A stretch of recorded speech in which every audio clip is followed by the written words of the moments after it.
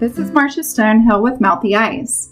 Today on Operation F.L.O.W, I have with me Dr. Vivienne Pierce McDaniel and Reverend Dr. Robert Elliott.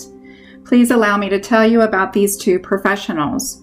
Dr. McDaniel earned a Doctorate of Nursing Practice degree from Walden University with a concentration in health policy and advocacy, and a Master's of Science in Nursing from American Sentinel University.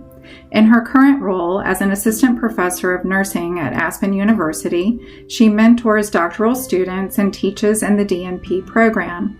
She is also an academic diversity, equity, and inclusion consultant.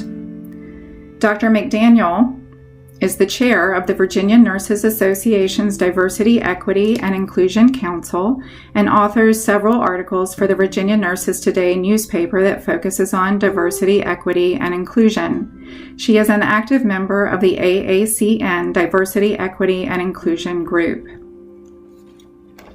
Now let me tell you about Reverend Dr. Robert Elliott. He is currently serving as the chair of the Board of Supervisors of Surry County. This is his second year in this term. He is the current pastor of Morning Star Baptist Church in Prince George County, Virginia for 20 years, and former pastor at Union Baptist Church for 7 years. He is a military veteran of the Air Force.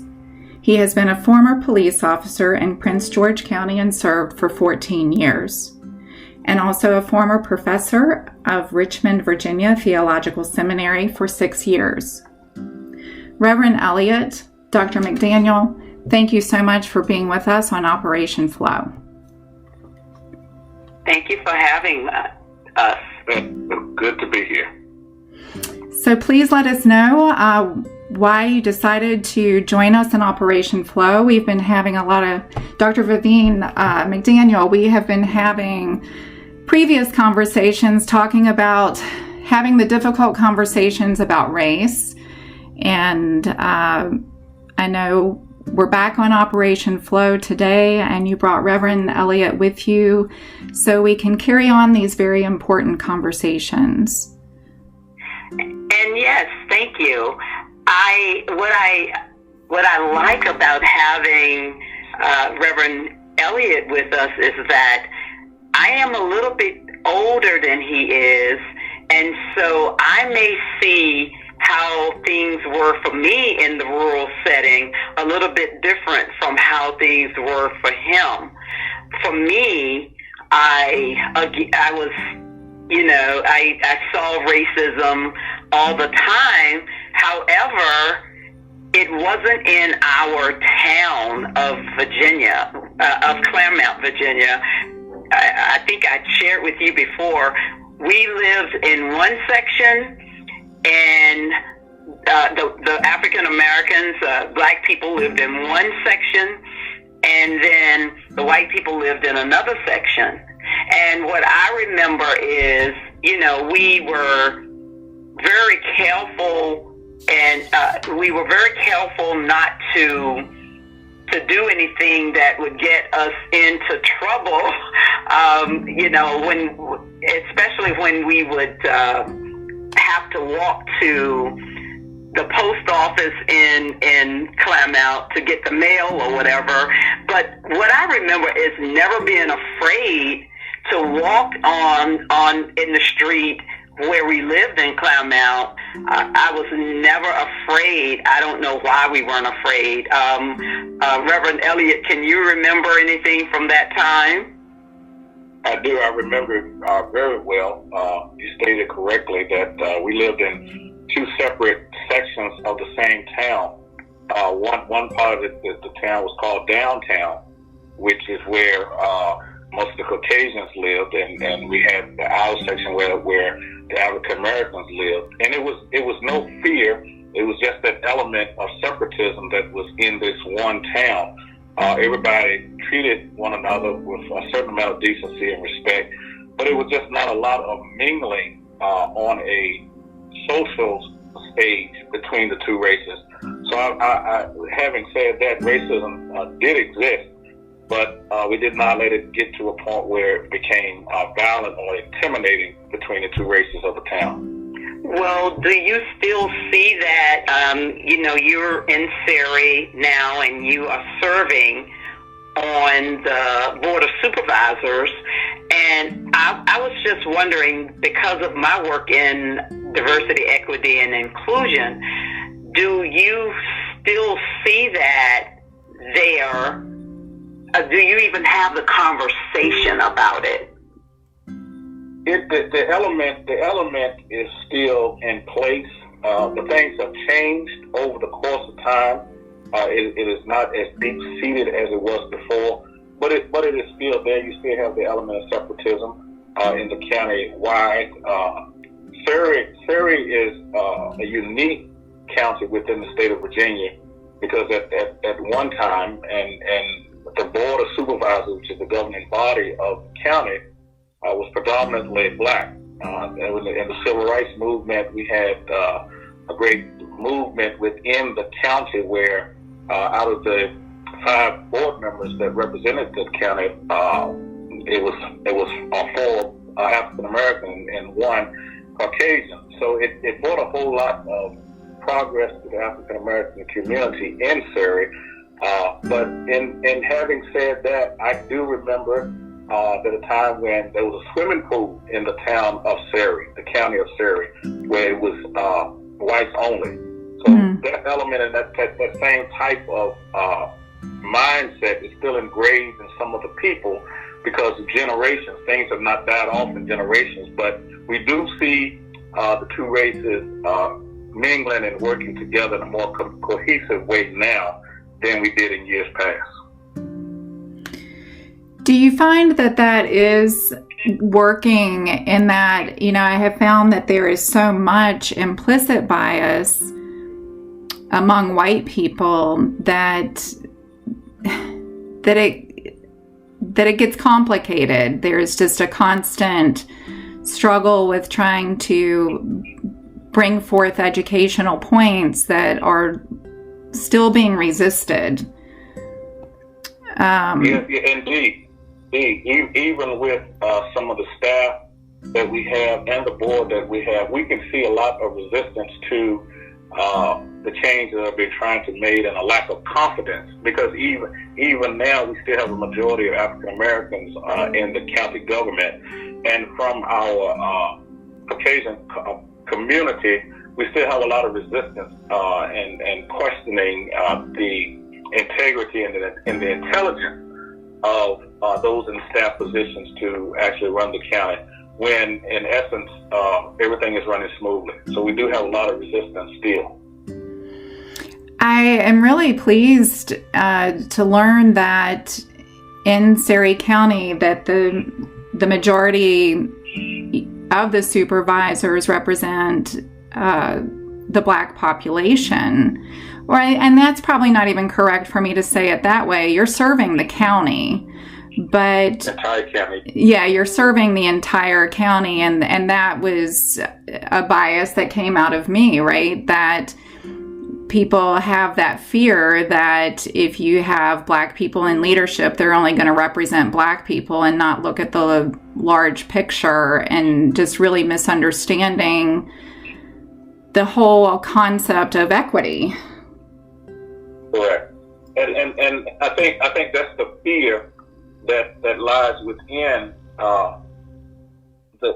either race. They fear that people are not going to serve in an equitable manner and look out for the best interests of all citizens instead of just one particular race.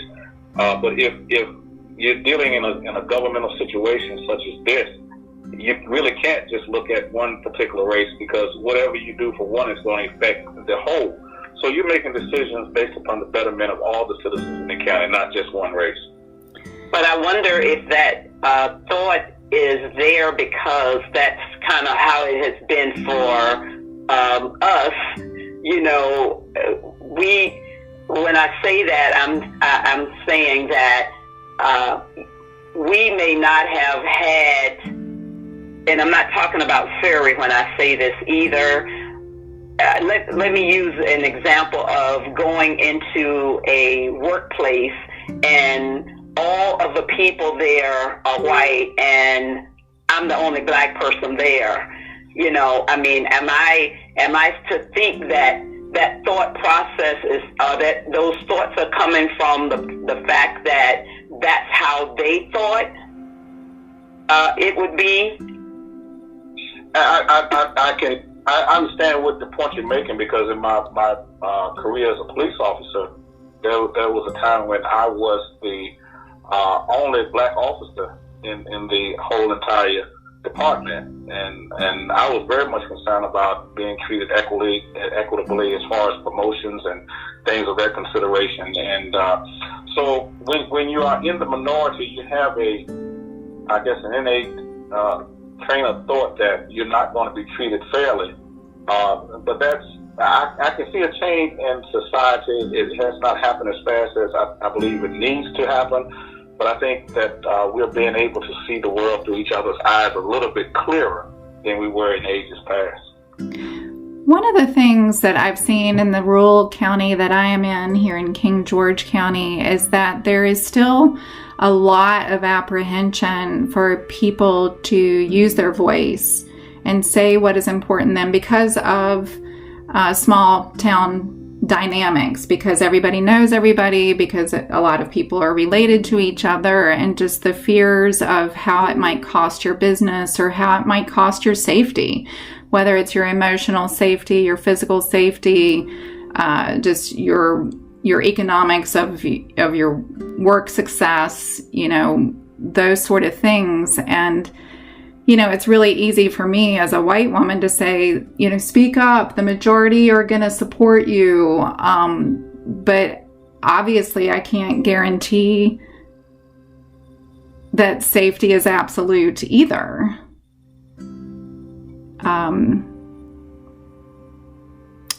Do either of you have any thoughts that you would like to share?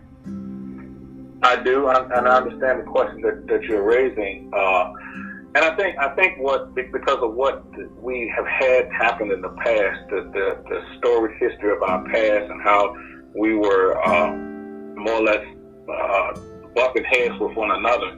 I think what needs to be related to, and just my personal opinion, the Caucasian community, is that the African American people, they're not trying to take anything from anybody or to do anybody any harm. I think over the course of time, I know over the course of time, the only thing the African American community has ever wanted was equality. We wanted to be treated fair and the same. And when we are not treated fair and the same, that's when we have had to rise up and protest. And I agree with peaceful protest. It is not something we're trying to take away from anyone.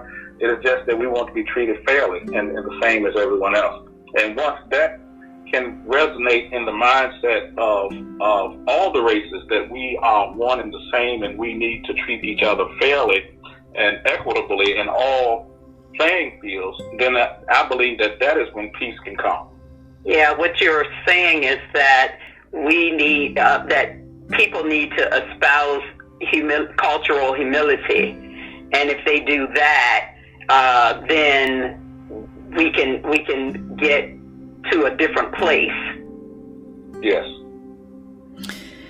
Do you? That is my point as a people on a whole, instead of just individual races. Mm-hmm.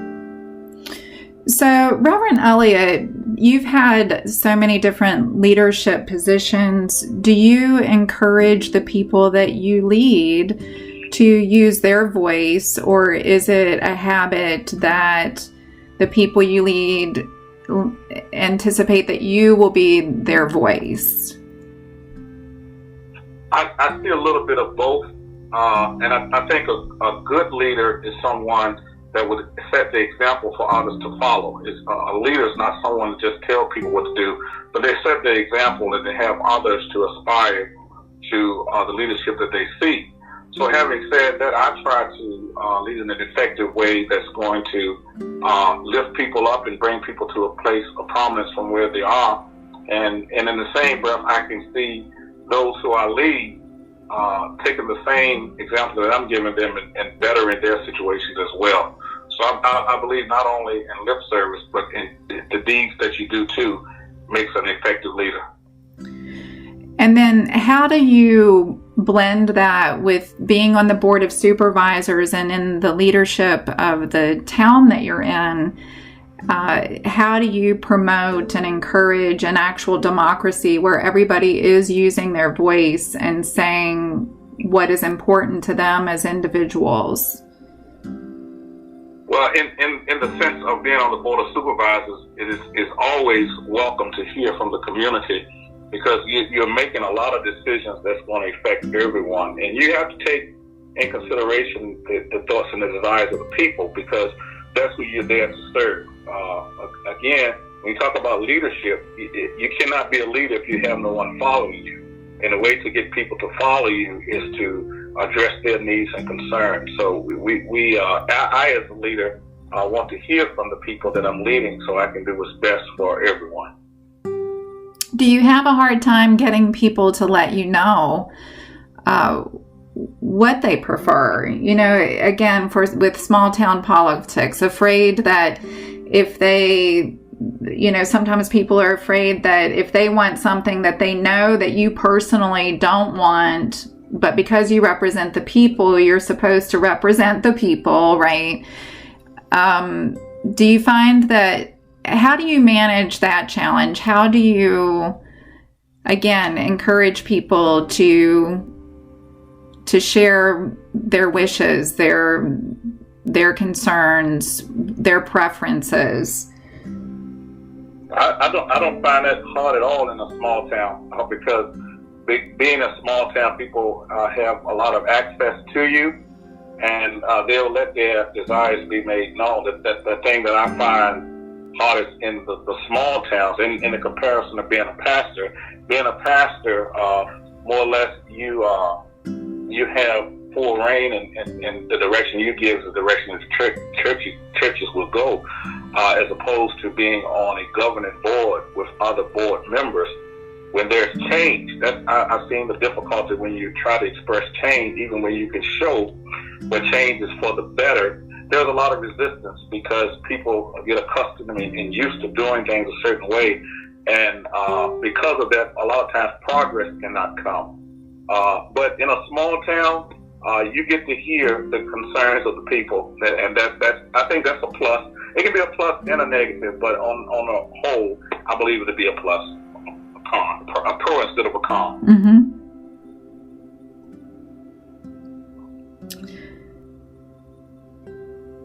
Dr. McDaniel, you've had some small town experiences, or just in your advocacy with diversity, equity, and inclusivity. What are you bumping into as far as people using their voice and advocating for diversity, equity, and inclusivity? Well, I'm finding that many people are afraid to speak up. And, I keep seeing these statements from different organizations, different universities, different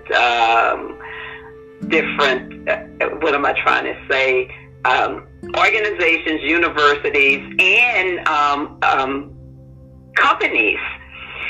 And they make these diversity statements about what they're going to do, how they are going to dismantle racism and all of these type things. But it's a lot. To me, they are words with no actions a lot of times. I don't see where they are advocating, where, you don't have to join a march to advocate for people.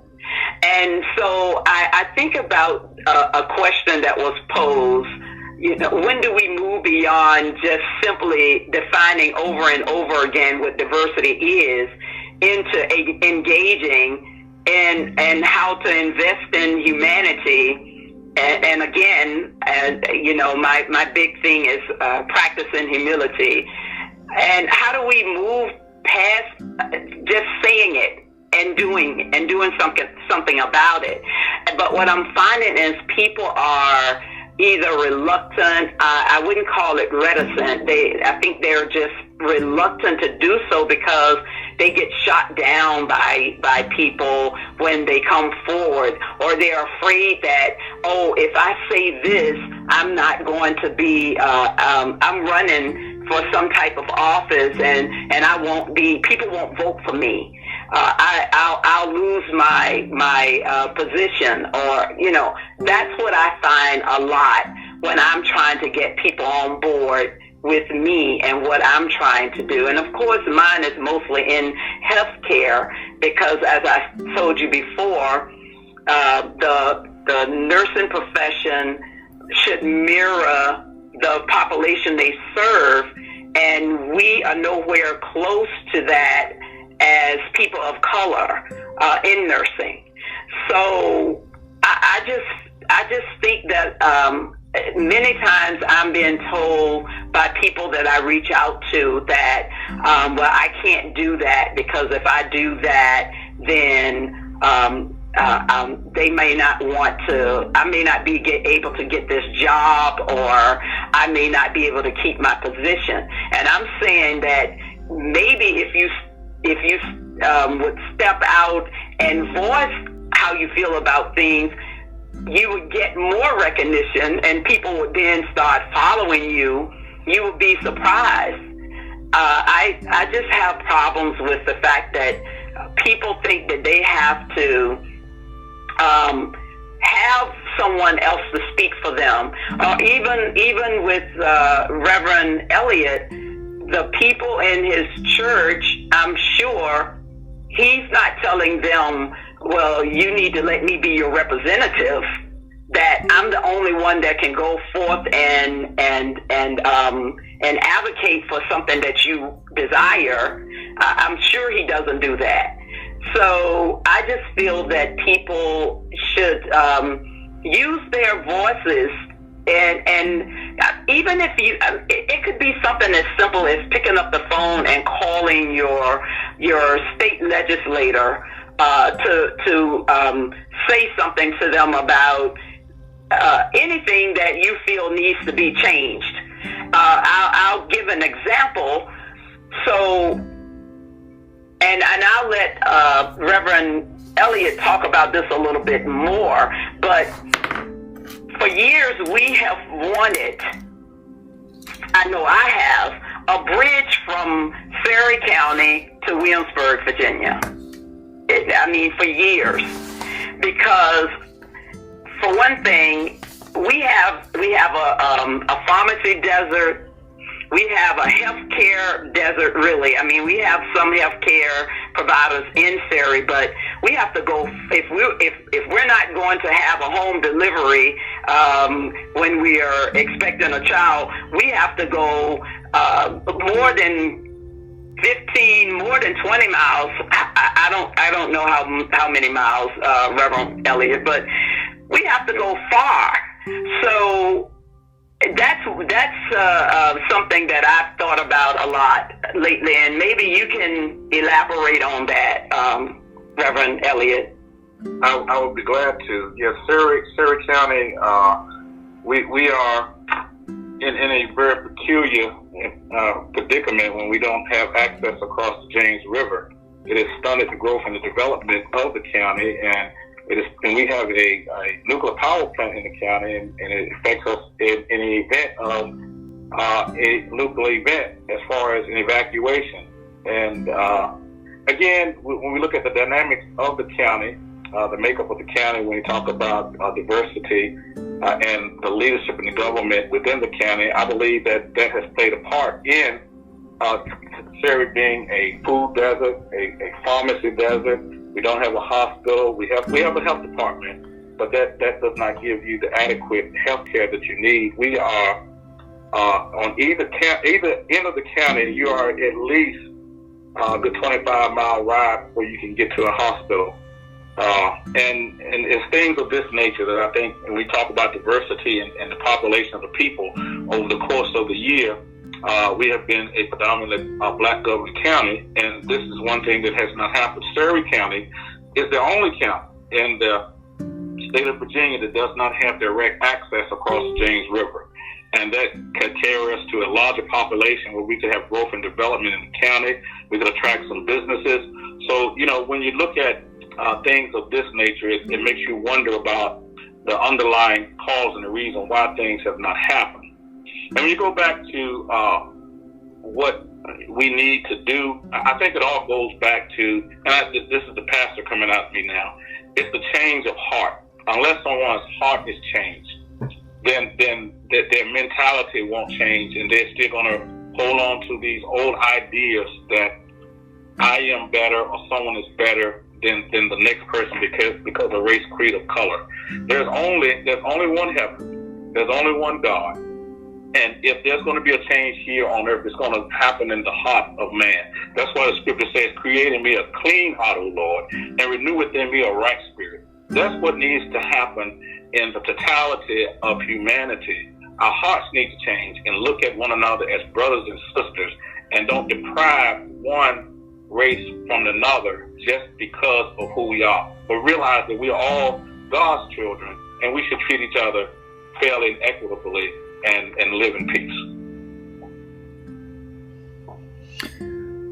What would you have to say to someone in 2021 who would say that they don't understand the need for a diversity, equity, and inclusivity type of committee?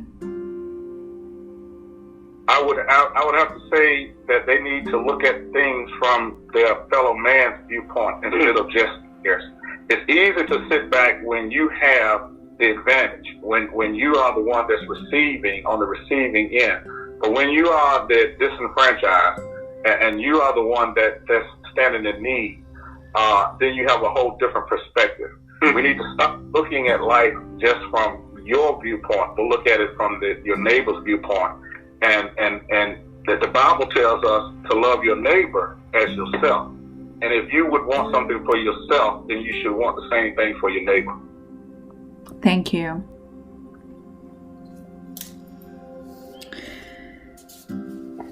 So, Reverend Elliott, Dr. Yes. McDaniel, are there any other closing points that you would like to make for our listeners? What do you most want them to hear you say today? What do you want them to take from this podcast today that they can put into action, that they can put into motion and help, make a difference? You go first, Reverend Elliott. I would just like to say that I appreciate this opportunity to speak on this topic in this manner, because I believe that this type of conversation is much needed even on a broader base. But I thank you for giving me the opportunity to speak on this matter. And I just want to encourage the listeners and everyone to have a heart for your neighbor and have in mind that we are all one and the same, even though we may be different races, but we are still human beings. And that's the thing I think we need to go all the way back into history and look at what do we consider to be a human being. We are all human beings with feelings, with emotions, intellect, and will.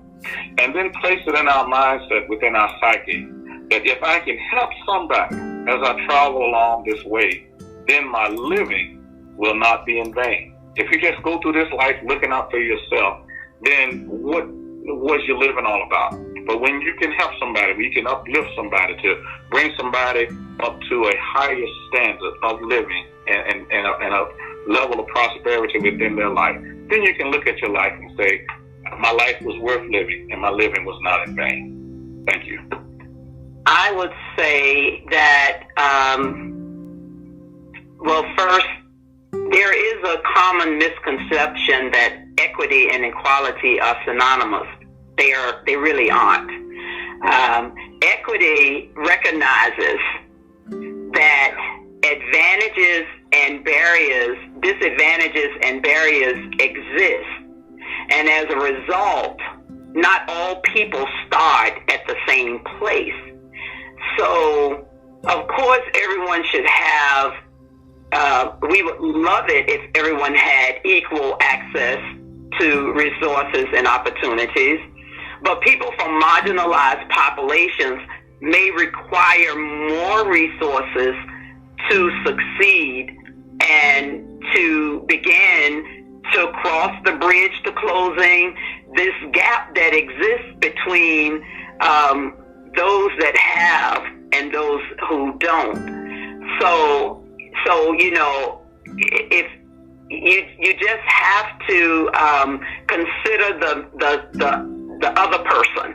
That's what it's all about. That's what equity is about. That's what cultural humility is about. It's about seeing and understanding the other person. So that would be my closing thought. Okay. Excellent point, Doctor. Thank you. So was yours. In fact, everything you said was on point.